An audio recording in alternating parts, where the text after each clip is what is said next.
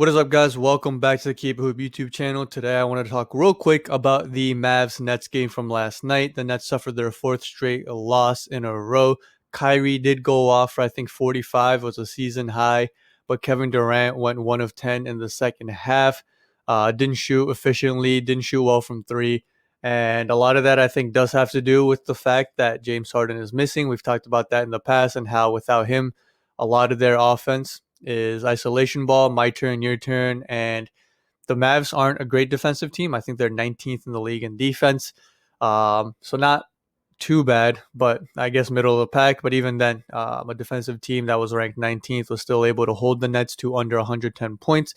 Um, because again, you play so much isolation ball, not a lot of passing, not a lot of movement. It does make a team, even one as talented as the Nets, with the star power they have, a lot easier to defend.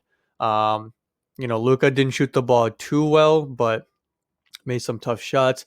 I wanted to talk about Kevin Durant's defense on him and just the Nets defense overall. So this is a play towards the end of the third quarter. You can see just the miscommunication that is happening on this play, and that's really one of the things I wanted to point out. Right, it's off of a miss, but it's not really a fast break, right? Delayed transition, you could call it. But you can see the pointing, right? Bruce Brown wants someone to get him, and then there's a no look pass, a really nice pass. Nicholas Claxton is staying, I think, telling Jeff Green to stay out there. They both have to end up coming out to Dorian Finney-Smith, who had himself a really nice game, I think with 17 points. They leave Jalen Brunson, a very capable shooter, wide open. So that kind of defense. We talked about the miscommunication. Sometimes it's effort, sometimes it's personnel, but there's also just still so much miscommunication on this team in terms of defense. And I know they have a couple of new signings. Claxton hasn't played too many minutes. James coming in, being signed, he's still getting acclimated to this team as well. But, for guys like Joe Harris, Jeff Green, Bruce Brown, I mean, they've played enough minutes where they shouldn't have this many miscommunication and just lapses on defense. So I know a lot of people have asked for Nicholas Claxton to get more minutes. He is the most athletic out of the three big men they have, and all three of them offer something different. Blake Griffin is the best offensive fit for them. And Claxton again gives them the athleticism. DeAndre Jordan is the most probably experienced and overall better defender. But they also have their weaknesses on defense, and you can see what Claxton lacks here. As Dorian Finney-Smith drives, Willie Cauley-Stein, who's he's not a strong big guy per se, is just able to muscle him out and just keep him out of the lane here. And even when Nicholas Claxton does go up for the shot, just doesn't really, change the shot, alter the shot too much.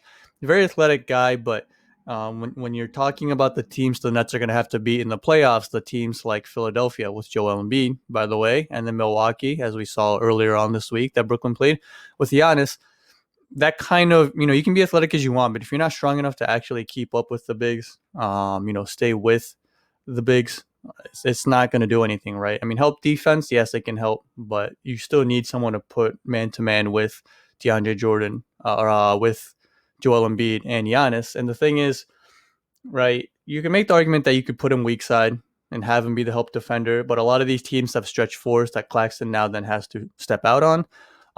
So with Philadelphia, he'd have to guard a guy like Tobias Harris. In Milwaukee, could be a guy like PJ Tucker, even Chris Middleton, depending on what kind of lineups they run. And then and then even if he's the weak side, you still have DeAndre Jordan or Blake Griffin having to guard, the Embiids and the Giannis's, and that still is a problem for the Nets. And I talked about them being kind of a mentally and physically weak team. Like right here, just no hustle, no battle. You force a miss on a fast break. Dorian Finney-Smith comes in from the other side of the court. Nicholas Claxton doesn't box out, and they just give up an easy putback. In a close game, the Nets are only half a game ahead of Milwaukee now, I think, for that second seed. So these are really important games coming down, as we near the playoffs. And Brooklyn, for a lot of last night, yes, their offense was still fine for the most part. Granted, again, KD didn't shoot well, but the fight and the effort on defense just wasn't there, right? And you're already a bad defensive team, or at least a subpar one.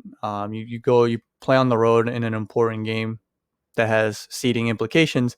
would have just liked to see more fight. So I actually don't know how they ended up with this because you have Claxton, who again is the big four, the Nets on the court. He's guarding Jalen Brunson all the way out here. So the Mavs, knowing this, right, they just keep Jalen Brunson out here. So there's no size in the paint because Kevin Durant, their second biggest guy, is guarding Luka. And I'm actually, I was actually pleasantly surprised he took on the challenge of guarding Luka down the stretch last night. But that leaves Bruce Brown on Dwight Powell, Landry Shamet on Tim Hardaway. That's a fine matchup. And then Kyrie here on the corner. But there's just no size at all, right? Guarding the paint right here. Like this is just all wide open pretty much. The Mavs realized that. Dwight Powell comes up for the screen, give and go. And Luka can just lob it in. And look at the lack of size here, right? Kevin Durant comes in, but it's too late. And it's just a wide open layup. Again, not a lot of size on the court. They have Blake Griffin in instead of Claxton now. They run the pick and roll, end up switching it when they didn't really need to switch this, I don't think. Yes, Tim Hardaway can shoot the three, so you do have to hedge hard if you're Blake Griffin.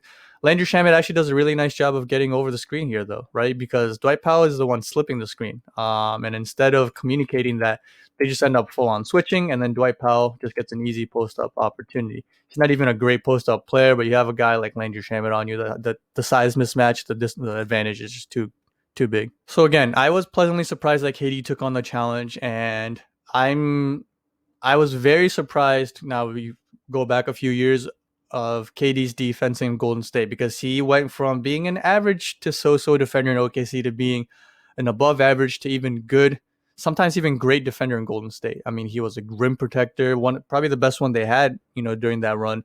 And his ability to guard pretty much 1 through 4. I mean, he was so good defensively. And after the injury, he's not a bad defender.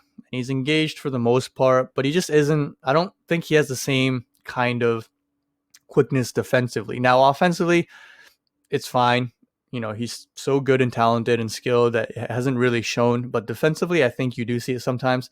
Luka's a great offensive player, obviously, but he's not necessarily the quickest or the most athletic. And he just in multiple occasions last night was just blowing past KD. You see here, uses the screen. Dwight Powell slips it again, which is what they were doing a lot last night. Kevin Durant stays with him and then just kind of lets him turn the corner, ends up falling. Dorian Finney-Smith gets the wide open three because they have to come down and help, right? Bad defense here by Bruce Brown. So Luka's going to end up going ISO versus Blake and goes past him, right? And this is a tough matchup for Blake. Could he have played better defense? Yes, but it is a tough matchup. Now you have Dwight Powell here in the corner. Kevin Durant's going to step up, but Bruce Brown also tries to stop the initial drive. Now, if they both come, that's the worst case scenario, which is what ends up happening. If Bruce Brown wants to be the one to stop the drive, then he needs to communicate that, right? Because you're also leaving Tim Hardaway wide open. But instead, they both go. So Luka has options, right? And he ends up going to Tim Hardaway for the three. But you're just leaving Tim Hardaway wide open. And if KD's also trying to stop the drive, you have no one to rotate. And Tim Hardaway, again, gets a wide open three off of that. So this was, I'm sure, on the highlights last night. I'm sure people saw this, but super good hesitation move by Luka Doncic. Everybody knows he likes to shoot the three at the end of shot clocks, the step back.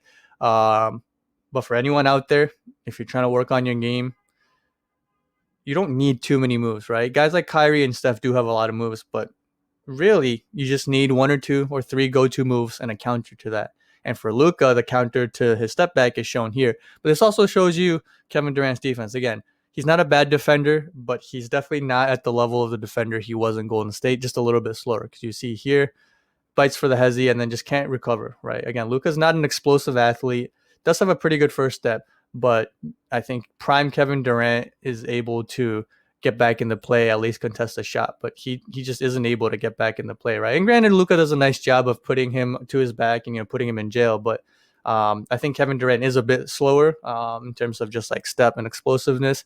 Again, it doesn't show as much on offense, a bit more apparent on defense. And I know at the start of the season, a lot of guys were saying, look, our defense is pretty good. DeAndre Jordan, Kevin Durant, even naming guys like Bruce Brown and Jeff Green and Joe Harris.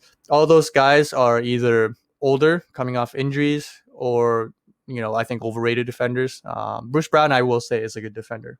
He hustles, tries hard, has decent length, athleticism. He is a good defender. But again, they're just lacking the personnel to defend, and you saw it again last night. Hope you guys enjoyed this quick video. Please remember to like, subscribe, share, and comment. Please follow us on our social media pages.